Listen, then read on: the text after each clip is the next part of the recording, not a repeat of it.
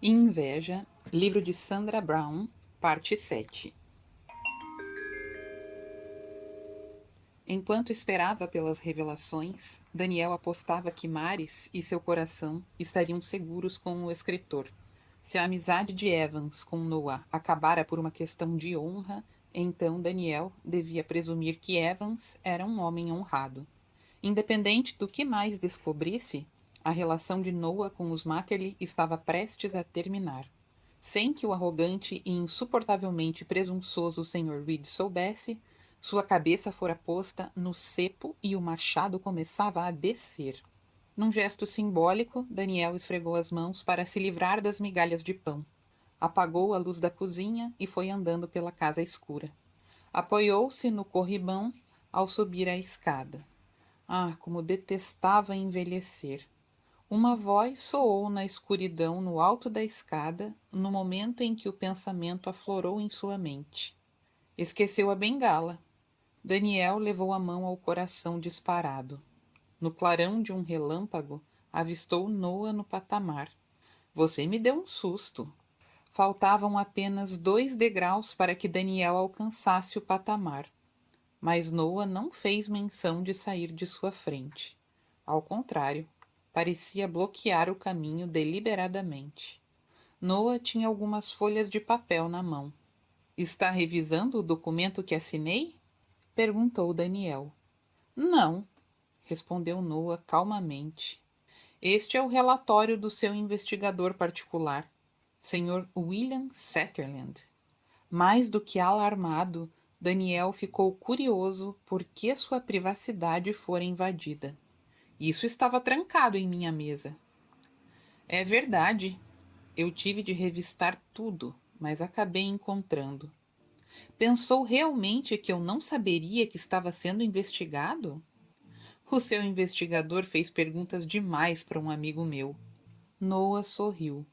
Mas estou curioso, querendo saber quando a vigilância começou. Não havia razão agora para se calar ou tentar desconversar. Pouco depois daquela festa de aniversário de casamento prematura. E por que nessa ocasião? Porque foi a noite em que me convenci de que você era um impostor e um mentiroso experiente. Peguei-o em várias mentiras, Noah. Algumas podiam ser explicadas como necessárias para uma festa surpresa, mas outras me perturbaram. Passei a observá-lo com mais cuidado, olhando além do homem que você exibe para o mundo. Noah apoiava-se no balaústre da escada com um ar despreocupado. Olhou para as folhas de papel em sua mão. Admito que uma parte do que tem aqui não é muito lisonjeira. Presumo que ficou mais transtornado por causa da minha aliança com a Worldview. Eu poderia perdoar isso, sabe? Mas não depois da maneira como você maltratou Maris. Ela te falou sobre o meu caso com a Nádia? Não, mas sua infelicidade é evidente há algum tempo. Ela anda muito feliz. Adora o trabalho mais do que nunca, agora que tem esse novo autor sob os seus cuidados. Então ele não sabia de Parker Evans. Daniel sentiu-se feliz por esse segredo. Talvez eu não preenchesse a necessidade de babá da personalidade de Maris, mas a sua preciosa filha não se sentia insatisfeita com a vida que levava. Não até que me surpreendeu com Nádia. Ela era feliz apesar de você, Noah, e não por sua causa. Ao contrário, você até sabotou sua oportunidade de ser realmente feliz. Está falando da vasectomia? Isso mesmo. A amargura de Daniel era profunda. Essa fora uma das revelações mais angustiantes no relatório de Sutherland. A vasectomia secreta. Fiquei perplexo quando li essa informação. Não ter um filho para reforçar seu vínculo conosco e com a fortuna dos Matterly? Agora tenho a resposta. Daniel fez uma pausa, fitando o genro nos olhos. Não queria um filho para competir com você por uma parte da editora? É a primeira coisa incorreta que você diz, Daniel. Nunca me contento com uma mísera parte. Daniel soltou uma risada desdenhosa. Não conte vitória antes do tempo, Noah. O documento que assinei essa noite não tem qualquer valor. Acha mesmo? Eu apenas fingi concordar para ver até que ponto você seria capaz de ir. O que me deixa mais irritado é a desfaçatez com que você ligou o nome Howard Bancroft a esse documento. Ele nunca teria preparado. Claro que ele teria, declarou Noah, interrompendo o sogro. Seria preferível a deixar que todos soubessem que seu pai foi um oficial nazista. Daniel recebeu essa notícia como um golpe violento na barriga. Você usou isso para coagi-lo? Chantageou o homem? Quer dizer que você já sabia que a mãe dele foi uma prostituta? Howard era meu amigo. As palavras de Daniel saíam quase forçadas através dos dentes semicerrados. Ele me contou tudo há alguns anos. Eu o admirei por fazer de sua vida o que era, ao invés de permitir que as coisas que não podia mudar o derrotassem. Mas derrotaram, não é mesmo? No final, ele não foi capaz de viver com a verdade. Uma verdade que você ameaçou espalhar. Noah deu de ombros e sorriu, feliz da vida. Essa é a diferença entre nós dois, Daniel. Você vai atrás do que quer, mas não chega a ter um empenho total. Sua consciência traçou uma linha que você nunca ultrapassa. Eu, por outro lado, estou disposto a fazer qualquer coisa que seja necessária. O meu credo é bem simples. Descubra a fraqueza de um homem e passará a dominá-lo. Para alcançar o objetivo que fixei para mim, sou capaz de qualquer coisa. Daniel compreendeu que fitava a depravação total, sem qualquer possibilidade de arrependimento. Você é um canalha, murmurou ele, subindo os 2 últimos degraus. Capítulo 10. Parker foi a primeira coisa que Maris viu quando abriu os olhos. Nada poderia agradá-la mais. Se sentara na cadeira de rodas ao lado da cama, observando-o no sono. Ela sorriu e esticou-se sensualmente. Que horas são? Hora de você ir embora. A menos que queira que Mike a encontre aqui. Ele estava apenas de cueca. Na noite anterior, Maris fizera questão de não olhar para as pernas, por causa do constrangimento de Parker.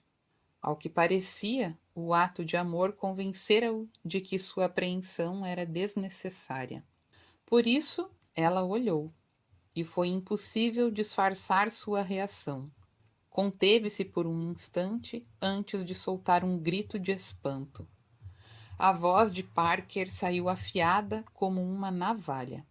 Eu avisei que não era nada bonito. Ah, meu querido, que coisa terrível! Mari saiu da cama para ajoelhar-se na frente dele. Ataque de tubarão foi a primeira coisa que lhe ocorreu. As cicatrizes só podiam decorrer de algo assim. O pior era um buraco, tão grande quanto o punho de Maris, na parte em que o quadríceps fora arrancado. Na parte inferior das pernas havia uma rede de cicatrizes se cruzando, algumas elevadas e encaroçadas, outras lisas como fitas de plástico brilhantes. Ela levantou os olhos para fitá-lo e depois inclinou-se para a frente, beijando uma das piores cicatrizes, que subia pela canela.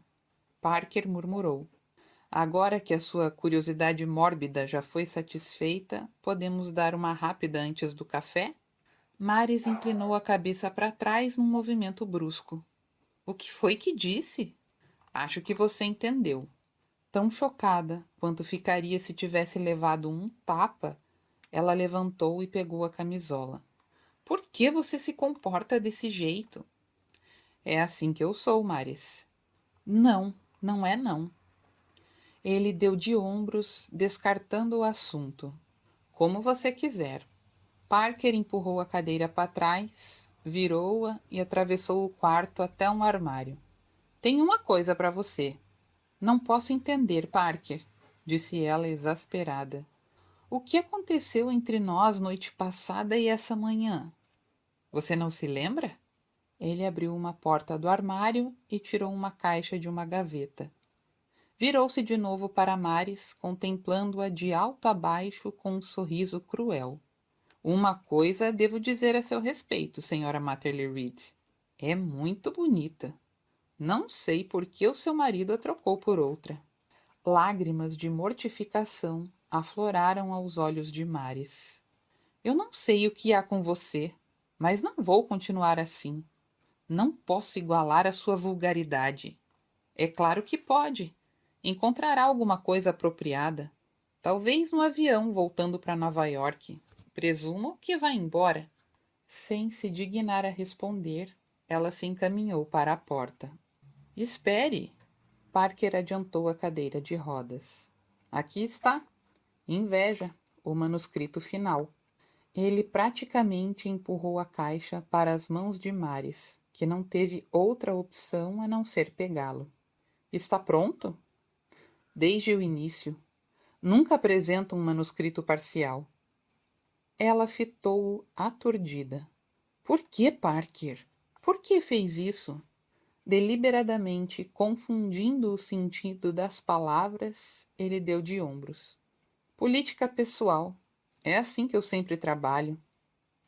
Maris teve a sensação de que o chão sob os seus pés se desmanchava rapidamente. É assim que sempre trabalha? Repetiu ela, alterando a voz. Para que tudo isso, Parker? Ou será que seu nome é outro? Por que as mentiras? Por que as farsas? Me pareciam bem divertidas na ocasião.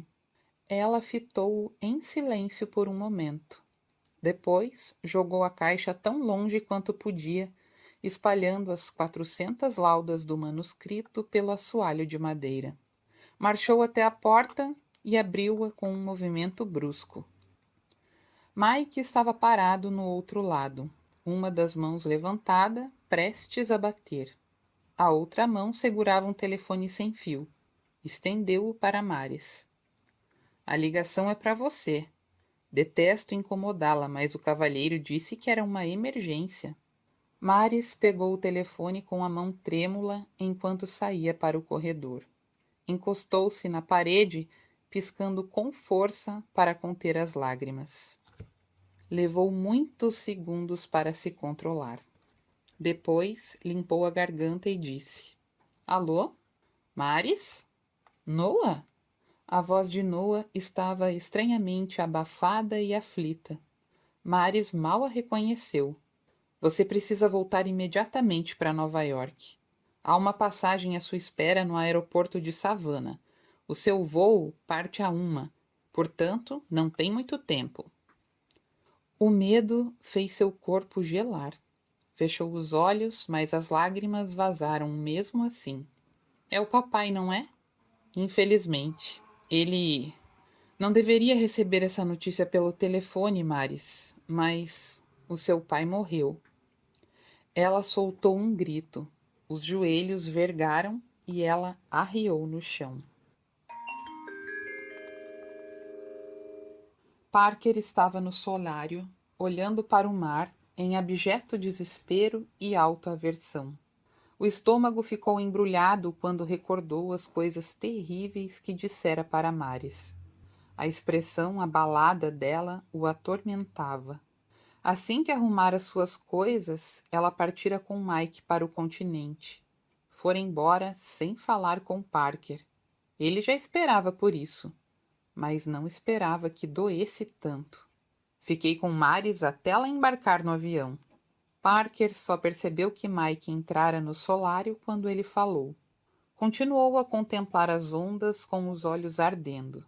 Ainda de costas para Mike, Parker murmurou. Maris estava preocupada com o pai ontem à noite.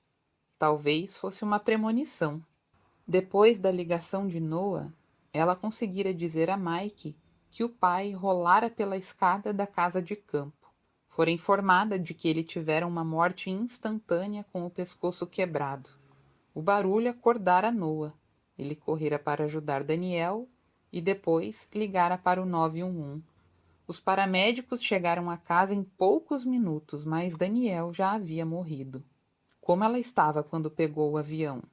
Como acha que ela se sentia, Parker? Como se tivesse sido atropelada por um caminhão, não é?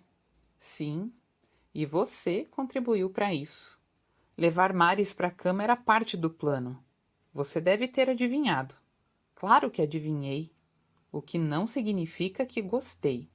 Ninguém lhe perguntou, disse Parker ríspido, virando a cadeira para o teclado.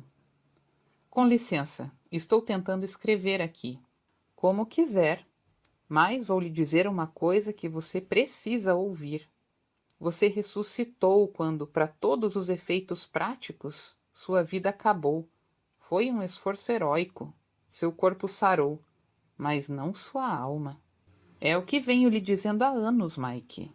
Eu sou uma causa perdida. Não, não é não.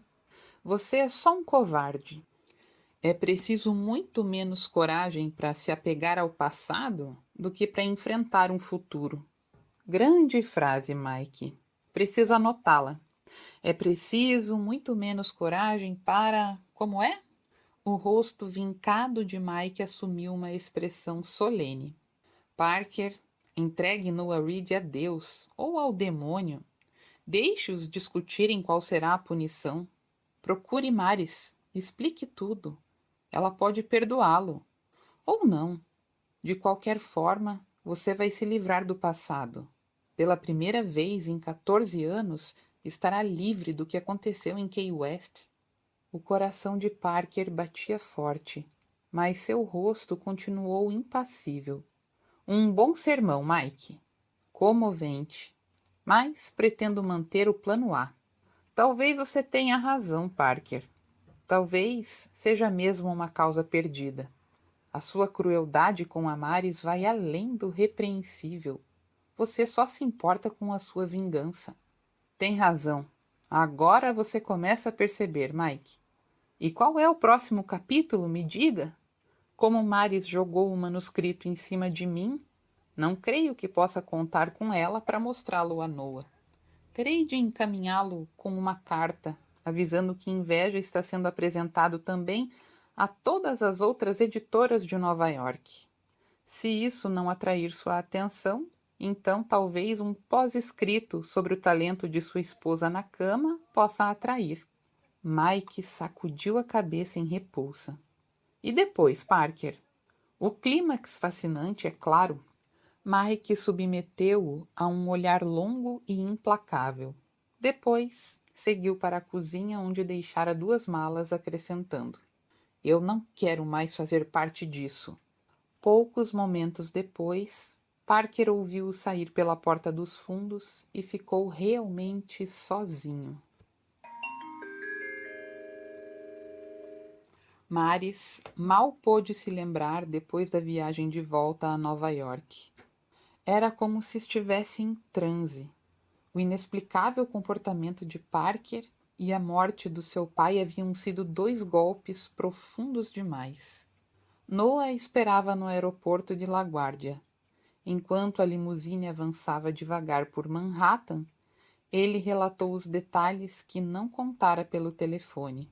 O corpo de Daniel continuava em Massachusetts, onde seriam realizadas a autópsia e a investigação policial. Noah já tomara as providências para o funeral, mas aguardava a aprovação final de Maris. Eu queria poupá-la de tudo o que for desagradável para você. Ele se mostrava solícito, preocupado e dedicado. Mesmo assim, Maris não podia suportar a sua presença. Mandou que o motorista levasse à casa do pai, no West Side. Aceitou a oferta de uma amiga para ajudá-la e enviou-a ao apartamento com uma lista das roupas que queria. Se pudesse evitar, nunca mais voltaria à residência que partilhara com Noah. Instalou-se no quarto de sua infância. Durante os 3 dias seguintes, ela e Maxine confortaram uma à outra, quando não estavam recebendo as pessoas que vinham apresentar as condolências. Mari suportou o funeral, que se prolongou pelo dia inteiro com uma determinação inabalável, decidida a não desmoronar sob a pressão.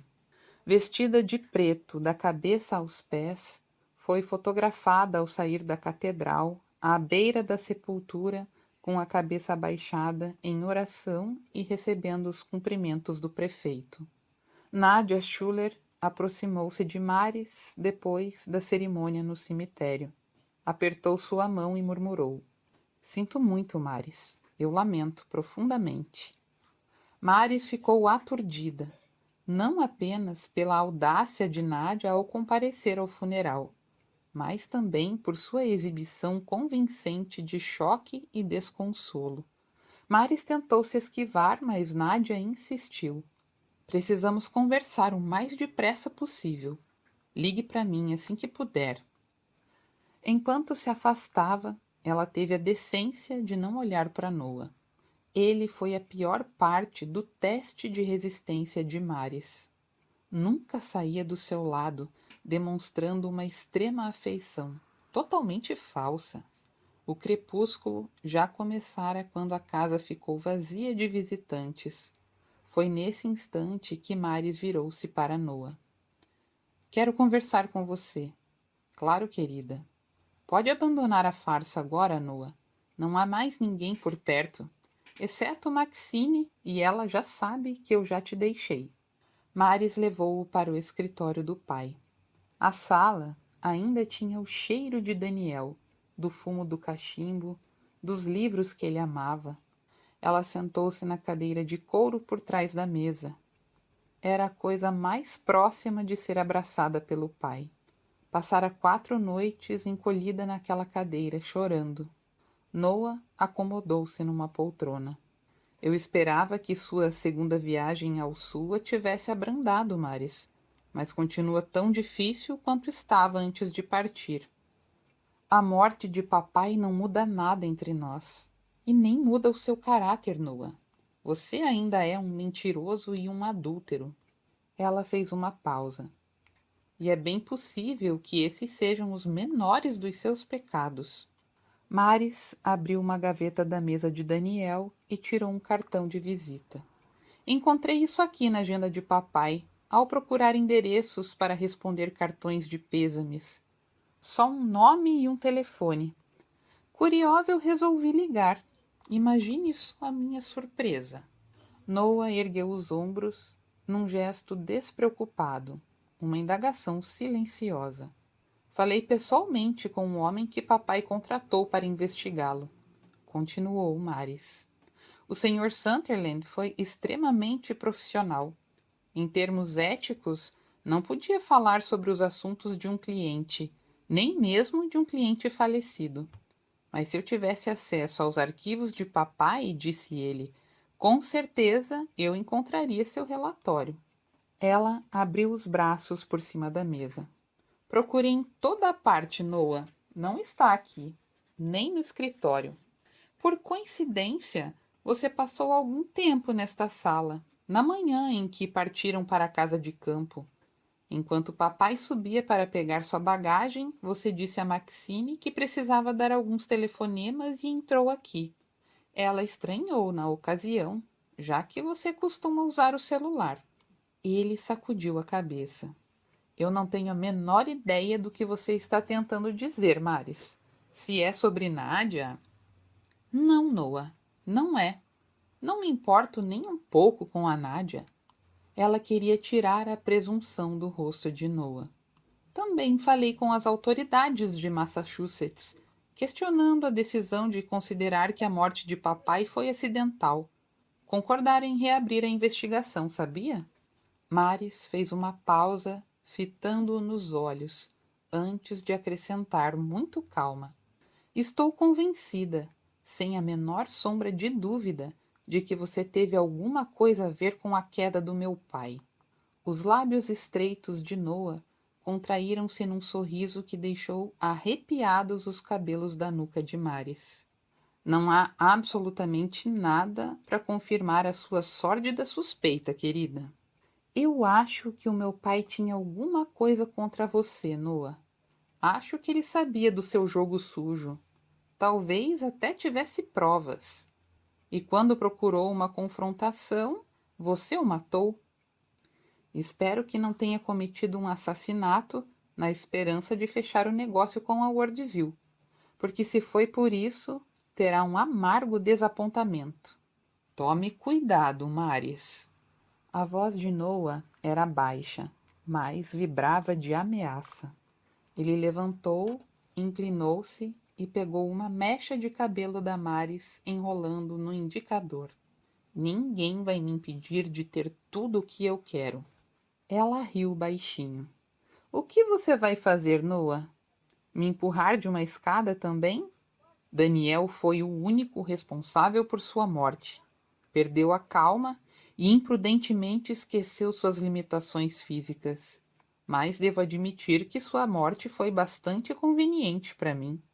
Maris recuou abruptamente. Como Noah ainda segurava seus cabelos, ela sentiu um puxão doloroso. Mas a pressão em sua memória foi ainda mais intensa. Na verdade, a morte de mamãe foi bastante conveniente. Já lera essa frase uma dúzia de vezes. Era um elemento fundamental do diálogo, e por isso ela se detivera nela muitas vezes, analisando sua franqueza fria. Parker usara a frase simples para proporcionar uma percepção reveladora sobre o caráter sinistro do personagem. A compreensão ocorreu subitamente. Você é Todd? Quem? Os pensamentos crepitavam em sua mente, como uma vela de barco estalando ao vento forte. Noah era Todd. Parker era Hork. Mas um pensamento tinha uma clareza chocante. Aquilo não podia ser uma coincidência. Me larga, Noah. Claro, querida. Ele desenrolou os cabelos de seu dedo.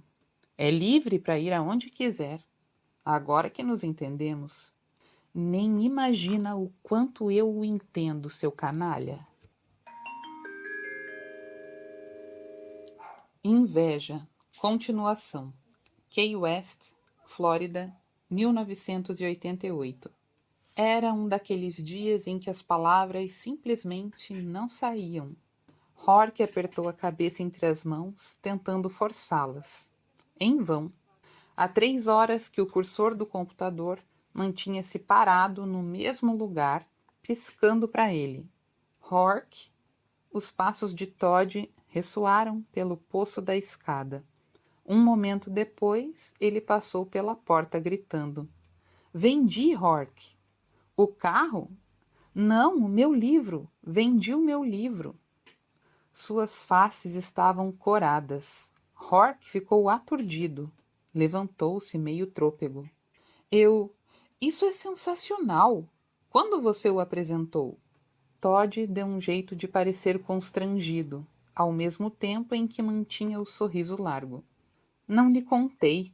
Mandei num súbito impulso, há cerca de 2 meses. Não quis falar a respeito porque tinha certeza de que receberia outra carta de rejeição. Mas hoje eu recebi um telefonema no trabalho. Na carta relacionei todos os meios possíveis para que entrassem em contato comigo, para qualquer emergência, entende? E o editor falou sobre meu livro com o maior entusiasmo. Ele me disse que está disposto a oferecer um adiantamento de 5 dígitos para o alto. Hork, forçando uma expressão exultante, atravessou o quarto e deu um abraço apertado em Todd. Parabéns, cara. Você trabalhou muito. Merece isso. Em poucos segundos, Todd pulava de um lado para o outro do apartamento. Não sabia o que fazer no começo, disse ele rindo. Agora sei. Uma comemoração. Uma festa sensacional. Tudo por minha conta. Hork, sentindo menos vontade de comemorar do que em qualquer outra ocasião de sua vida, já sacudia a cabeça. Não precisa. Mas eu quero. Essa noite eu cuidarei de tudo. Mas eu tenho que trabalhar. Ora, dane-se o trabalho. É fácil para você dizer isso por 5 dígitos e para o alto? Todd submeteu Hork a uma avaliação longa e meticulosa. Já entendi. Ficou irritado porque vendi antes de você, não é? Não, cara. Não é por isso, mas era verdade. Ele se comportava como um asno, arruinando o dia mais feliz da vida do seu amigo. Hork assumiu um falso sorriso. Tá bom, a que horas começa a festa? Todd resolveu sair para fazer tudo o que precisava. Voltou 1 hora depois, com 2 garrafas de champanhe. Insistiu que começassem logo a beber, antes de passarem para a segunda fase da comemoração. E a segunda fase incluía Mary Catarine, com 3 pedaços de pano azul do tamanho de um selo, que passavam por um biquíni. Ela chegou para a festa, bem a tempo de ajudá-los a tomar o resto do champanhe. Todd empurrou-a gentilmente na direção de Hork. Ela é toda sua essa noite, companheiro. Não diga que nunca lhe dei nada. Mary Catherine passou os braços pelo pescoço de Hork. Para mim está ótimo. Há muito tempo que eu sinto tesão por você, gato. Cortesia do champanhe, Hork tinha um zumbido intenso dentro da cabeça. Sofrera um tremendo golpe no seu ego e Todd tentava compensá-lo. Seria um idiota se recusasse. Ele concentrou-se em beijar Mary Catherine. Ei! Interveio Todd depois de um momento. Será que terei que jogar água com uma mangueira para separar vocês dois? Os 3 desceram para o carro de Todd rindo. Foram para a marina, onde ele alugara um barco, de um velho marujo chamado Hatch Walker. Faltava um pouco para o pôr do sol.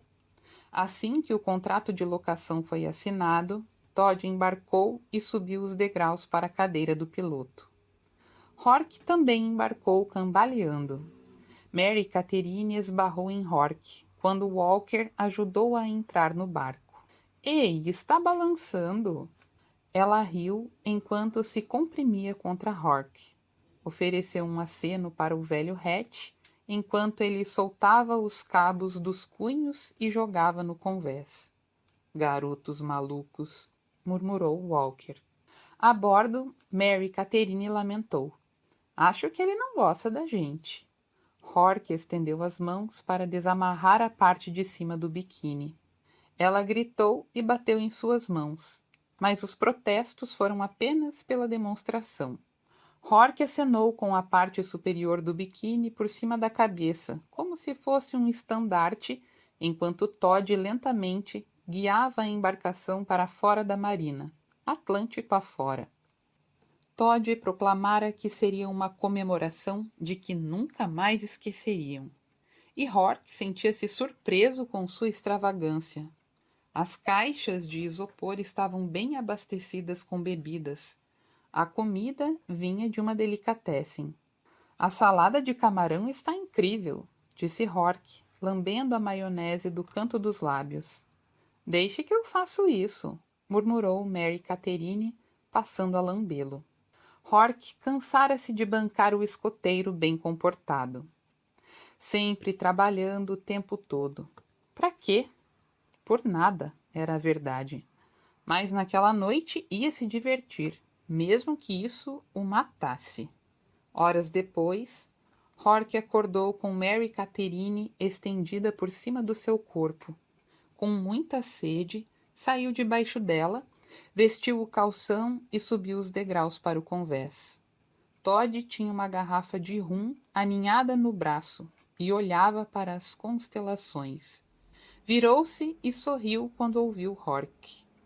Conseguiu sobreviver? Ele riu e gesticulou para uma caixa de isopor. Pegue outra garrafa. Obrigado. Ainda estou tonto demais para aguentar. E com inveja, não é? Hork usou o braço para se apoiar na parede externa da cabine. Como? Você está com inveja, admita. Hork deu de ombros. Talvez eu esteja. Ele sorriu. Está bem, estou com um pouco de inveja assim. Mais do que um pouco, Hork. Todd ergueu a garrafa de rum para um olho e espiou por sua extensão para Hork como se fosse uma luneta. Confesse logo, você pensou que seria o primeiro a vender. Hork sentiu uma náusea intensa. O horizonte parecia uma gangorra. Eu não poderia estar mais feliz, Todd. Poderia, sim. Se tivesse vendido seu livro hoje, estaria muito mais feliz. E Hadley também. Ele não disse que era uma honra e um privilégio avaliar o seu livro? Todd tomou um gole do rum. Ou algo parecido com isso. Você leu a carta que ele me escreveu?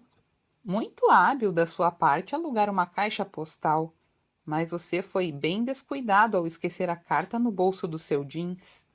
Eu não tinha trocado para pagar uma pizza entregue em casa e por isso procurei dinheiro nos bolsos da calça. E encontrei mais do que eu queria ter encontrado. Você não deveria ter lido minha correspondência, Todd. E você não deveria ter mentido sobre o entusiasmo de Hadley por seu trabalho e a falta de interesse pelo meu. Todd levantou-se. Estava trôpego, levando Hork a questionar se estaria mesmo tão bêbado quanto simulava. Ele avançou pelo convés com um jeito insidioso, de predador. O que está te corroendo, Todd? Você venceu. Hadley errou. Todd desferiu um golpe violento em sua cabeça com a garrafa de rum. Acertou na têmpora. Hork gritou, de dor e indignação. Os cacos e o rum espalharam-se ao redor. Todd investiu com fúria, socando o rosto e a cabeça de Hork. Atordoado, mas impulsionado pela raiva, Hork reagiu. Acertou um soco na boca de Todd, sentindo os dentes cortarem seus dedos. Foi nesse instante que Mary Catherine apareceu na porta aberta da cabine. Ei, o que está acontecendo? Ela cambaleou pelo convés de porre e pisou num caco. Ai! Calhe a boca! Todd virou-se e a golpeou na altura da cintura. Com o pé sangrando e já desequilibrada, ela cambaleou para trás. A parte posterior dos joelhos bateu na grade cromada da amurada. Ela caiu no mar, agitando os braços, com um grito que desapareceu no instante em que bateu na água. Hork ficou sóbrio no mesmo instante. Ela está bêbada demais para nadar, cara. Precisamos pegá-la. Ele deu um mergulho rasante.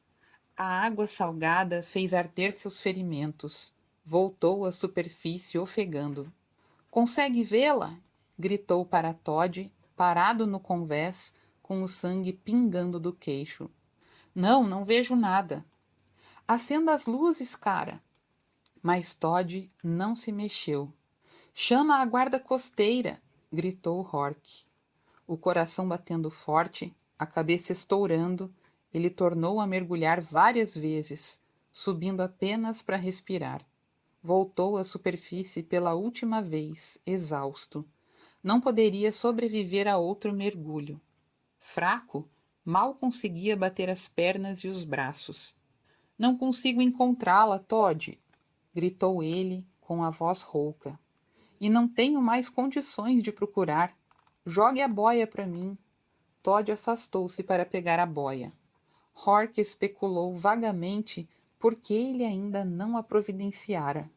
Exausto, ansiava por fechar os olhos ardendo. Devia estar prestes a perder os sentidos, porque ele teve um sobressalto quando viu o motor do barco ser ligado. Todd não deveria ter ligado o motor. Antes disso, precisava lhe jogar a boia. Ei, o que está fazendo, Todd? O barco começava a se aproximar dele, depressa demais para sua segurança. Ei, cara, você tá louco? Foi um grito de pesadelo. Abre-se a boca para tentar gritar, mas não sai nenhum som. Hork quis acenar com os braços, mas não foi capaz sequer de levantá-los acima da superfície. Vire para bom bordo, Todd. Não tá me vendo aqui? Todd podia vê-lo. Olhava direto para ele, através do para-brisa de plástico que protegia a cabine de comando. As luzes do painel de controle projetavam uma máscara macabra em seu rosto inchado. Os olhos brilhavam, vermelhos, tochas do inferno. Hork gritou e submergiu de novo. Depois veio a dor intensa, incomensurável. A dor que estilhaça o corpo, mas mata a alma. Capítulo 11. Nádia chegou ao bar num elegante vestido preto. Usava um chapéu de coquetel muito gracioso com um véu que cobria metade do rosto. Encantadora. A própria Femme Fatale. Várias cabeças se viraram quando ela atravessou o bar. Noah sentiu-se invadido pelo orgulho, porque a mulher mais refinada da sala vinha encontrá-lo. Quando ela chegou à mesa, Noah abraçou-a afetuosamente. Nádia sentou-se ao seu lado. Depois de fazer os pedidos ao garçom, Noah comentou: Você está linda. Gosto desse véu. Acrescenta um ar misterioso. Obrigada. Quando os Martins chegaram, eles brindaram. Andou muito ocupado com o funeral do seu sogro. Achei que os discursos foram bem comoventes.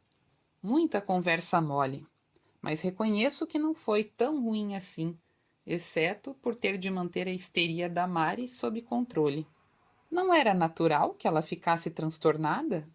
O comportamento foi além do sofrimento normal. Maris tem a ideia absurda de que fui responsável pela queda do pai dela. Coagiu a polícia de Massachusetts a reabrir a investigação. Como era de se esperar, não descobriram nada para confirmar as suspeitas daquela louca. Sorte sua, não é mesmo, Noah? A sorte não tem nada a ver com isso, Nádia. Tá certo, tenho certeza de que não. Ela correu os olhos pelas outras pessoas no bar. Se você tivesse empurrado aquele velho pela escada, seria bastante esperto para não ser apanhado. Eu tenho certeza disso. Eu não o empurrei. Mas você tem razão em um ponto. Eu seria bastante esperto para não ser apanhado. E é por isso que você gosta tanto de mim. Ela tornou a fitá-lo. Sim, é verdade. Eu nunca me envolveria com um perdedor. Jamais. Caramba, Nádia. Somos tão parecidos que chega a ser assustador. Noah inclinou-se para ela. A morte de Daniel foi o prego final no caixão do meu casamento. A separação agora é irremediável. Mas, antes da queda acidental, convenci Daniel a assinar uma procuração que me permite vender a Matterly Press para Worldview.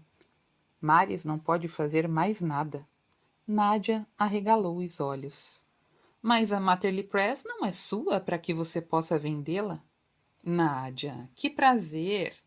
Morris Bloom surgiu de repente no outro lado da mesa. Noah, que não notara a aproximação, não gostou da intromissão. Seu plano para aquela noite era vinho, jantar e romance com Nádia. Precisava de uma imprensa favorável e ninguém podia proporcioná-la melhor do que Nádia. O CEO da Worldview parecia não se distinguir da paisagem, com seu terno cinza e gravata prateada. Não havia a princípio, e pensei que tivesse me enganado sobre a hora, disse Bloom para Nádia. O momento da sua chegada não poderia ser mais oportuno. Ela se levantou e adiantou-se para o abraço de Bloom. Seus lábios se encontraram. Bloom admirou-a, do chapéu aos pés. Você está deslumbrante, querida. Fico contente que tenha achado. Comprei esse conjunto pensando em você. Nádia fez sinal para o garçom, que se aproximou apressado e anotou o pedido de Bloom. Ela não tornou a se sentar ao lado de Noah. Em vez disso, foi para a cadeira que Bloom puxara para ela. Os dois ficaram no outro lado da mesa. Noah tinha certeza de que a demonstração pública de afeto era apenas em seu benefício. Tudo bem. Se ela queria ostentar o novo namorado na sua frente, não se importaria. Não mudaria coisa alguma, exceto que a vida sexual de Nádia sofreria uma queda e tanto. Depois de agradecer ao garçom pelo drink, Bloom olhou para Noah. Minha secretária me avisou que você ligou hoje, solicitando uma reunião. Sim, isso mesmo. Por causa da tragédia recente na família... Ah, sim, meus pêsames por falar nisso. Obrigado.